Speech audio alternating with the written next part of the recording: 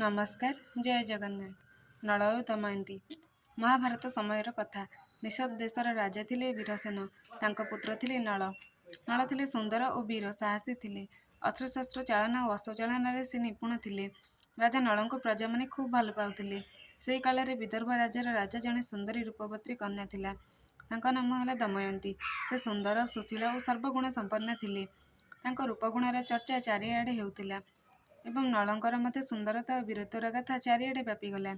ଉଭୟ ନଳ ଓ ଦମୟନ୍ତୀ କେହି କାହାକୁ ନ ଦେଖିଲେ ମଧ୍ୟ ସେମାନେ ଉଭୟଙ୍କର ପ୍ରଶଂସା ଶୁଣି ମନେ ମନେ ଉଭୟଙ୍କୁ ପସନ୍ଦ କରୁଥିଲେ। ଦିନେ ରାଜା ନଳ ଉଦ୍ୟାନରେ ଭ୍ରମଣ କରୁଥିବା ସମୟରେ ଗୋଟିଏ ହଂସକୁ ଦେଖି ତାକୁ ଧରିଲେ। କିନ୍ତୁ ହଂସଟି କହିଲା, ହେ ରାଜନ, ମୋତେ ଛାଡ଼ିଦିଅ। ମୋ ପରିବାର ବିଦର୍ଭ ରାଜା ଭୀମଙ୍କ ସରୋବରରେ ରହୁଛନ୍ତି। ସେମାନେ ମୋତେ ନ ପାଇ ବିଚଳିତ ହେବେ। ମୁଁ ଏଠାକୁ ଆଉ ଆସିବିନି। ଦୟାକରି ମୋତେ ଛାଡ଼ିଦିଅ।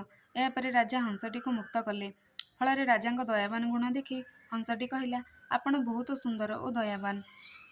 ମୁଁ ଯାଇ ଦମୟନ୍ତୀଙ୍କ ପାଖରେ ତୁମ ରୂପଗୁଣର ଚର୍ଚ୍ଚା କରିବି। ସେ ମଧ୍ୟ ବହୁତ ସୁନ୍ଦରୀ ଓ ଗୁଣବତୀ। ତୁମ ଦୁଇଜଣଙ୍କ ଯୋଡ଼ି ବହୁତ ଭଲ ମାନିବ। ଏହା କହି ସେ ଚାଲିଗଲା। ଏପଟେ ରାଜକୁମାରୀ ଦମୟନ୍ତୀଙ୍କ ରୂପଗୁଣ ଚର୍ଚ୍ଚା ଦେଖି ଦେବତାମାନେ ମଧ୍ୟ ଆକର୍ଷିତ ହେଲେ।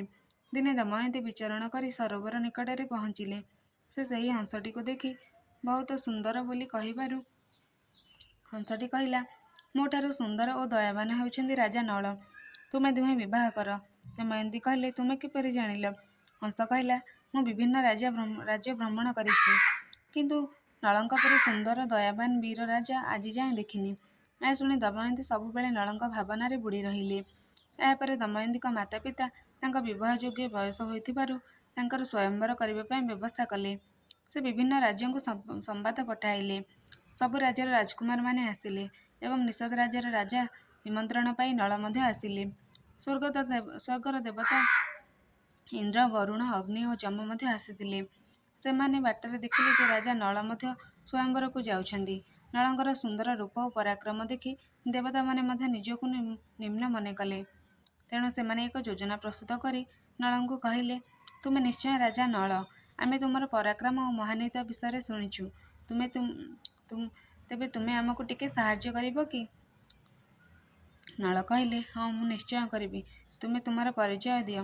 ଏଥର ଚାରି ଦେବତା କହିଲେ, ଆମେ ହେଲୁ ଇନ୍ଦ୍ର, ବରୁଣ, ଅଗ୍ନି ଓ ଯମ। ତୁମେ ଯାଇ ଦମୟନ୍ତୀକୁ ସନ୍ଦେଶ ଦିଅ ଯେ ସେ ଆମ ଚାରିଜଣଙ୍କ ମଧ୍ୟରୁ ଜଣକୁ ପସନ୍ଦ କରି ବିବାହ କରନ୍ତୁ। ଏହା ଶୁଣି ନଳ ମର୍ମାହତ ହେଲେ ଓ କହିଲେ, ମୁଁ ଏଥିରେ ରାଜି, ହେଲେ ଦମୟନ୍ତୀଙ୍କ କକ୍ଷକୁ ଯିବା ପାଇଁ ମୋତେ କିଏ ଅନୁମତି ଦେବ? ଦେବତାମାନେ କହିଲେ, ଆମେ ତୁମକୁ ଏହି ବର ଦେଉଛୁ ଯେ ତୁମେ ଯେଉଁଠାରେ ଚାହିଁବ ଅଦୃଶ୍ୟ ହେବ ଓ ଇଚ୍ଛା କଲେ ପୁଣି ଦୃଶ୍ୟ ହେବ। ଏଥିରେ ନଳ ଅଦୃଶ୍ୟ ଭାବରେ ଯାଇ ଦମୟନ୍ତୀଙ୍କ ପାଖରେ ପହଞ୍ଚିଲେ ଓ ନିଜ ରୂପ ଧାରଣ କଲେ। ଦମୟନ୍ତୀଙ୍କ ରୂପ ଦେଖି ସ୍ତମ୍ଭୀଭୂତ ହେଲେ। ଦମୟନ୍ତୀ ଓ ତାଙ୍କ ସଖୀମାନେ ନଳଙ୍କୁ ଦେଖି ଆଶ୍ଚର୍ଯ୍ୟ ହେଲେ। ଦମୟନ୍ତୀ ନଳଙ୍କୁ ସୌନ୍ଦର୍ଯ୍ୟରେ ମୁଗ୍ଧ ହୋଇ ପଚାରିଲେ, କିଏ ତୁମେ? ଏତେ ସୁରକ୍ଷା ବଳୟ ଭେଦ କରି ଏଠାକୁ କିପରି ଆସିଲ? ନଳ କହିଲେ, ମୁଁ ରାଜା ନଳ। ମୁଁ ଇନ୍ଦ୍ର, ବରୁଣ, ଅଗ୍ନି ଓ ଯମଦେବତାମାନଙ୍କ ଦୂତ ରୂପରେ ଏଠାକୁ ଆସିଛି। ସେମାନଙ୍କ ମଧ୍ୟରୁ ଜଣକୁ ଚୟନ କରି ବିବାହ କରିବାକୁ ସେମାନେ କହିଛନ୍ତି। ଫଳରେ ସେମାନେ ମୋତେ ଏହି ଅଦୃଶ୍ୟ ଶକ୍ତି ପ୍ରଦାନ କରିଛନ୍ତି।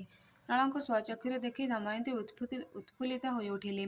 ସେ ଦେବତାମାନଙ୍କ କଥା ଭୁଲିଗଲେ ଓ କହିଲେ, ହେ ମୋର ପ୍ରିୟତମ ନଳ, ମୁଁ ଆପଣଙ୍କୁ ଦେଖିବା ପୂର୍ବରୁ ହିଁ ମୋର ହୃଦୟ ତୁମକୁ ଦେଇସାରିଛି। ଆପଣ ଆପଣଙ୍କ କର୍ତ୍ତବ୍ୟ କରିଛନ୍ତି। ମୁଁ କାହାକୁ ବିବାହ କରିବି ସେଟା ମୋ ନିଷ୍ପତ୍ତି। ମୁଁ ଆପଣଙ୍କ ବିନା କାହାକୁ ବି ମୋ ସ୍ୱାମୀ ରୂପେ ବିବାହ କରିପାରିବି ନାହିଁ। ଏହା ଶୁଣି ନଳଙ୍କ ହୃଦୟ ଆନନ୍ଦରେ ଭରିଗଲା। ସେଠାରୁ ସେ ଅନ୍ତର୍ଦ୍ଧାନ ହେଲେ। ଦେବତାମାନେ ସେମାନଙ୍କ ଦିବ୍ୟ ଶକ୍ତି ବଳରେ ଏକଥା ଜାଣିପାରିଲେ। ସେମାନେ ସ୍ୱୟଂବର ସଭାରେ ନଳଙ୍କ ପାଖରେ ଆସନ ଗ୍ରହଣ କରି ସମସ୍ତେ ନଳଙ୍କ ରୂପ ଧାରଣ କରି ବସିଲେ। ଦମୟନ୍ତୀ ହାତରେ ବରଣମାଳା ଧରି ସଭାରେ ପ୍ରବେଶ କଲେ। ସମସ୍ତ ରାଜନ୍ୟମଣ୍ଡଳୀ ଦମୟନ୍ତୀଙ୍କ ରୂପରେ ଚକିତ ହୋଇ ଚାହିଁ ରହିଥାନ୍ତି।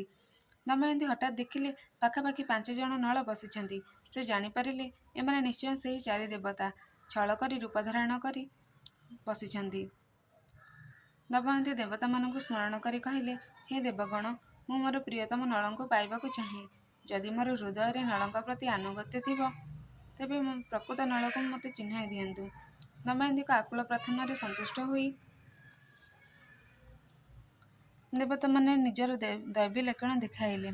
ଫଳରେ ଦମୟନ୍ତୀ କିଛି ପରିବର୍ତ୍ତନ ଲକ୍ଷ୍ୟ କଲେ। ସେ ନଳଙ୍କୁ ଚିହ୍ନିପାରି ବରଣମାଳା ପିନ୍ଧାଇଲେ। ଏହା ଦେଖି ସମସ୍ତେ ଆନନ୍ଦିତ ହେଲେ। ଏଥିରେ ଚାରି ଦେବତା ନିଜ ନିଜର ରୂପ ଧାରଣ କରି ନବଦମ୍ପତିଙ୍କୁ ଆଶୀର୍ବାଦ କଲେ। ସେମାନେ ଉଭୟ ସୁଖ ଶାନ୍ତିରେ ଜୀବନ ବିତାଇଲେ। ସେମାନଙ୍କର ଗୋଟିଏ ପୁତ୍ର ଓ ଗୋଟିଏ କନ୍ୟା ଜନ୍ମ ହେଲା, ଯାହାର ନାମ ଥିଲା ଇନ୍ଦ୍ରସେନ ଓ ଇନ୍ଦ୍ରସେନୀ। ରାଜା ନଳ ଗୁଣବାନ, ପରାକ୍ରମୀ ଓ ଧର୍ମପରାୟଣ ଥିଲେ, କିନ୍ତୁ ତାଙ୍କର ଜୁଆ ଖେଳିବା ଏକ କୁଅଭ୍ୟାସ ଥିଲା। ସେ ଜୁଆ ଖେଳି ନିଜର ସର୍ବସ୍ୱ ଧନ ସମ୍ପତ୍ତି ହରାଇଲେ। ଏହା ଫଳରେ ଦମୟନ୍ତୀ ନିଜ ପୁତ୍ର ଓ କନ୍ୟାକୁ ନିଜ ପିତାଙ୍କ ପାଖରେ ଛାଡ଼ିଦେଇ ନଳଙ୍କ ସହ ମିଶି ରାଜ୍ୟତ୍ୟାଗ କଲେ। ସେମାନେ ଜଙ୍ଗଲ ଆଡ଼କୁ ଗଲେ। ଭୋକ ଶୋଷରେ ବିକଳ ହୋଇ ଏକ ବୃକ୍ଷ ତଳେ ଶୋଇପଡ଼ିଲେ। ରାଜା ନଳ କହିଲେ, ଏସବୁ ମୋ ପାଇଁ ହୋଇଛି। ମୋ ପାଇଁ ଦମୟନ୍ତୀ ଏତେ ଦୁଃଖ ପାଉଛନ୍ତି। ମୁଁ ଯଦି ଏଠାରେ ତାଙ୍କୁ ଛାଡ଼ି ଚାଲିଯିବି, ତେବେ ସେ କିପରି ଭାବେ ହେଉ ତାଙ୍କ ପିତାଙ୍କ ଘରକୁ ଚାଲିଯିବେ। ଏହା କହି ସେ ସେହି ଅବସ୍ଥାରେ ଦମୟନ୍ତୀକୁ ଛାଡ଼ି ଚାଲିଗଲେ। ଯେତେବେଳେ ଦମୟନ୍ତୀଙ୍କ ନିଦ ଭାଙ୍ଗିଲା, ସେ ନଳଙ୍କୁ ନ ପାଇ କାନ୍ଦିବାକୁ ଲାଗିଲେ। ସେ ଚାରିଆଡ଼େ ଖୋଜିଲେ, ଡାକିଲେ, କିନ୍ତୁ ସେ ବିଫଳ ହେଲେ। ସେ ଜଙ୍ଗଲ ମଧ୍ୟରେ ବୁଲି ବୁଲି ଯାଇ ଯେଦି ରାଜ୍ୟରେ ପହଞ୍ଚିଲେ, ସେଠାରେ ରାଜା ତାଙ୍କର ଦୟାବତୀ ଗୁଣ ଦେଖି ସେଠାରେ ତାଙ୍କୁ ରଖିଲେ। ଏହାପରେ ନଳର ଜଙ୍ଗଲ ମଧ୍ୟରେ ଏକ ସାପକୁ ରକ୍ଷା କଲେ, କିନ୍ତୁ ସାପଟି ତାଙ୍କୁ ଦଂଶନ କଲା। ଫଳରେ ସେ କଳା ପଡ଼ିଗଲେ ଓ କହିଲେ, ଏବେ ମୁଁ ନିଶ୍ଚୟ ମରିବି। ଫଳରେ ସର୍ପରାଜା କହିଲେ, ତୁମର କିଛି ହେବ ନାହିଁ। ଏହି କଳା ରଙ୍ଗ ଦେଖି ତୁମକୁ କାମ ମିଳିପାରିବ ଓ ତୁମେ ଚାହିଁଲେ ମୋତେ ସ୍ମରଣ କରି ତୁମର ପୂର୍ବ ରୂପକୁ ଫେରିପାରିବ।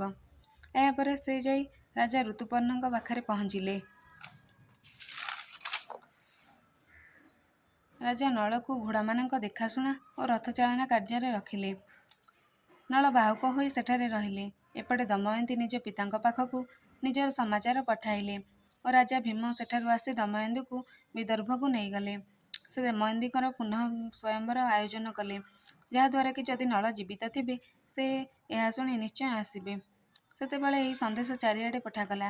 ରାଜା ଋତୁପର୍ଣ୍ଣ ନିଜ ରଥଚାଳକ ବାହୁକକୁ ବିଦର୍ଭ ରାଜ୍ୟକୁ ନେଇଯିବା ପାଇଁ କହିଲେ।